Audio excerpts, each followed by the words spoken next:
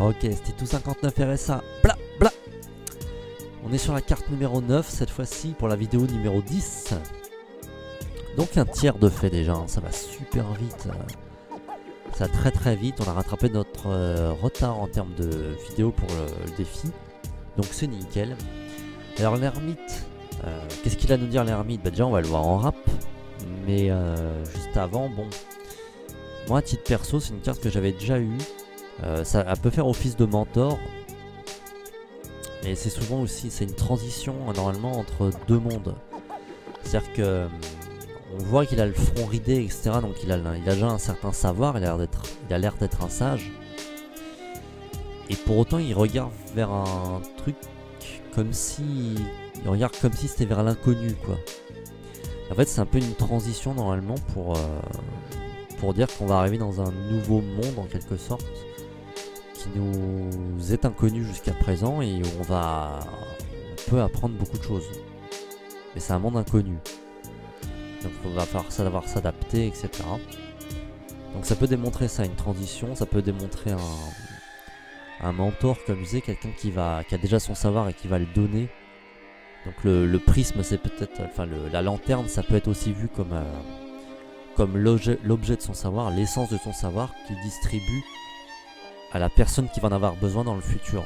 C'est-à-dire que là, la personne elle est dans le passé puisqu'elle regarde à gauche et elle va avoir besoin bientôt de ce savoir, qui est un savoir qu'elle ne connaît pas du tout, un monde qu'elle ne connaît pas, et lui il l'attend.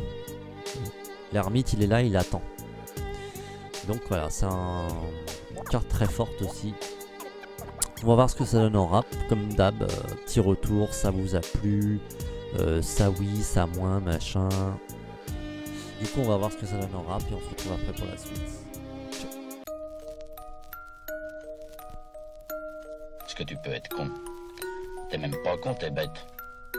Tu sais rien, tu te tiens au courant de rien. Si ça se trouve, t'as même pas de cerveau. Quand on te regarde par en dessus, on doit voir tes dents. Dans le fond, être tout idiot, t'es peut-être dans le vrai. Le savoir, quand on commence à mettre le nez dedans, c'est pire que la canne. Moi, c'est à freine que j'ai pris goût. Et c'est l'ermite numéro 9 dans l'actif et le réceptif. Vers une nouvelle phase, je fais bonhomme, je ne reste pas contemplatif. Je suis le fœtus déjà formé, se présentant à une nouvelle vie. Neuvième mois est déjà tombé, j'espère être comblé cette fois-ci. Je passage vers l'inconnu, j'abandonne mes idées de justice. Certains reconnaissent ma vertu et l'autre trouve même fédératrice. J'éclaire le passé de ma lampe et c'est assez, mais je ne chante et m'a blessé. Et elle est chante, la vie me réserve une mort lente.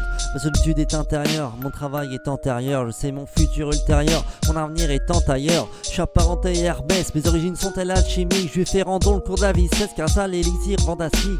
Je sais pas où la vie me mène, pourtant je viens guider la tienne. Assure-toi qu'elle est bien pleine, je regrette jamais une vie saine. Je suis l'empereur sans son trône, détaché de la matière. Aucun jugement je ne prône, je suis l'absentéiste d'un père.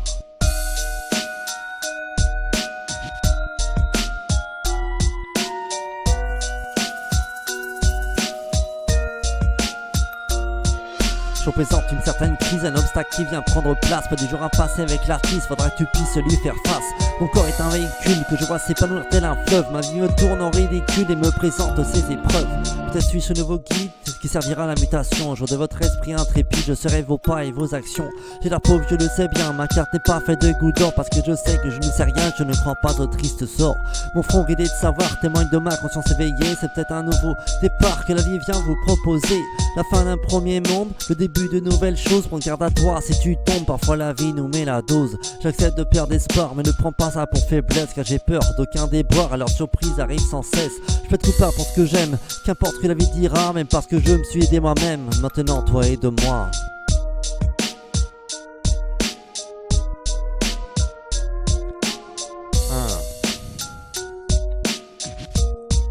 Ok, c'était tout 59.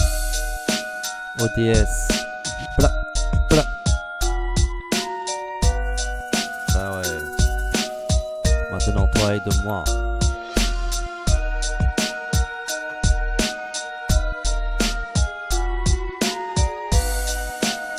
Ok, c'était Titou 59 RSA. Bla, bla. Toujours présent, donc c'était le rap sur l'ermite, la carte numéro 9. Bah, j'espère que ça vous a plu. J'ai tenté d'y mettre pareil l'essence de la carte, hein, le fait que ce soit une transition en termes de savoir et que c'est une carte qui accepte aussi sa situation et présente et future en quelque sorte, puisque elle fait face à la réalité. Elle est très, c'est une carte très spirituelle évidemment, comme elle le laisse paraître, de par les couleurs, de par l'apparence qu'elles y mettent, la barbe bleue, etc. Elle ressemble à l'empereur, comme je disais aussi.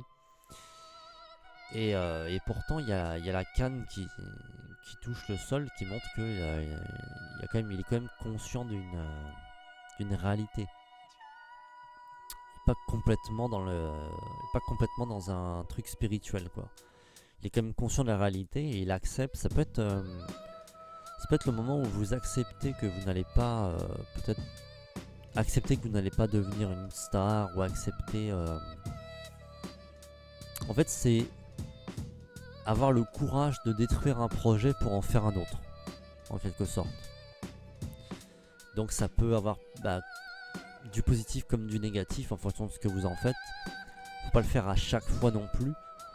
Donc j'espère que ça vous a plu sur cette carte. De toute façon, il y a énormément de choses à dire dessus. Comme je dis à chaque fois, je peux pas tout raconter.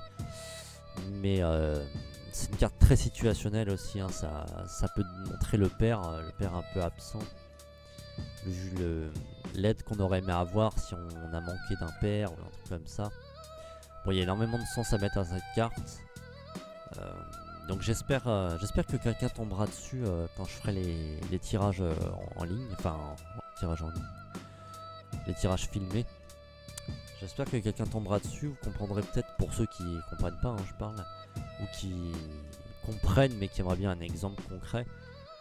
Si quelqu'un tombe dessus, je pense que vous comprendrez beaucoup plus ce que je veux dire par là, mais c'est une carte qui marche beaucoup plus dans l'interprétation.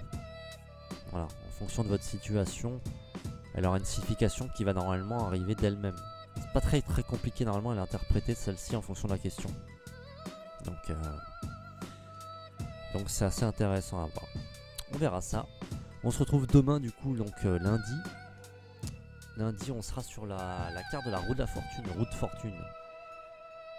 Donc ça, c'est pareil, c'est une carte qui parle déjà d'elle-même, rien qu'avec le dessin, j'ai envie de dire grossièrement. On voit qu'il y a une roue, il y a un cycle, justement. Et alors on va voir tout ce que ça peut dire, on va voir tout ce que ça implique. Puisque là, c'est intéressant, parce qu'on arrive au 10. Du coup, le 10, la fin d'un cycle. On arrive à des nouveaux numéros maintenant.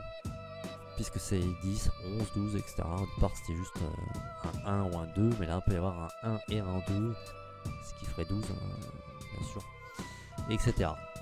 Donc on verra ce que ça donne en termes de sens, mais c'est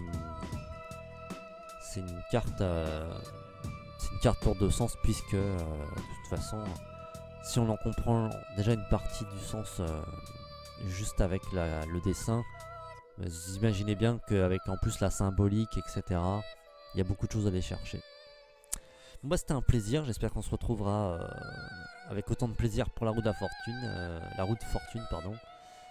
Et du coup, je vous dis à demain.